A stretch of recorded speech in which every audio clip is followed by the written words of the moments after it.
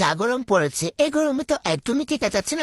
তার জন্য তৈরি করে নিলাম ওয়ান প্রাণ ঠান্ডা করা তরমুজের কি ড্রিঙ্কস। শালার কি আর কমুস, তার থেকে শরীরটা একদমই জ্বলতেছে এই গরমের জন্য। তো চলো তোমাদেরকে শিখাই দেয় যে এই ড্রিঙ্কসটা কিভাবে তৈরি করলাম। তো তার জন্য তো লাগবে তরমুজ, আর এই দুটো তরমুজের তালিকা আমি আগে থেকে ফ্রিজে রেখেছিলাম জমাট বাঁধার জন্য। তো দেখা যাচ্ছে তো আমার এই তরমুজের থালিগুলো ভালোভাবেই জমাট বেঁধে গেছে। এখন হচ্ছে এগুলোকে গ্রেড করে নেবো, এরকম একটা মিনি গ্রেটারের সাহায্যে এগুলোকে গ্রেড করে নেবো। ওরে ওরে ওরে শালা, যেরকম বলছিলাম তার থেকেও তো সুন্দর হয়ে গ্রেড হচ্ছে, একদমই আইসনোর মতো হয়ে গেছে। তো এইখানে নিয়ে নিলাম একটা গ্লাস, এর মধ্যে নিয়ে নিলাম হচ্ছে লেমন, পুদিনা পাতা, ওয়াটারমেলন, লেমন জুস দিয়ে তারপর হচ্ছে এটাকে ভালো করে চিপে নিতে হবে। আরে শালা, এটা তো পরেই না, মানে একদম চিপা চিপা নিতে হবে আর কি। সবার লাস্টে দিয়ে দেবো 7 আপ। আর এটা দেখা যাচ্ছে একদমই বাবল ক্রিয়েট হয়ে গেছে, আর আমার কাছে তো খুবই সুন্দর লাগছে। তো ডেকোরেশন করার জন্য দিয়ে দিব হচ্ছে পুদিনা পাতা, তারপর হচ্ছে লেমন স্লাইস।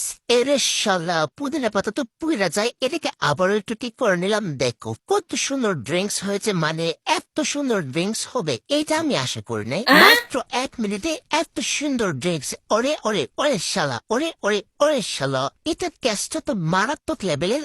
ওরে শালা, কিচ্ছু কবার নাই ভাই, খুবই মজা।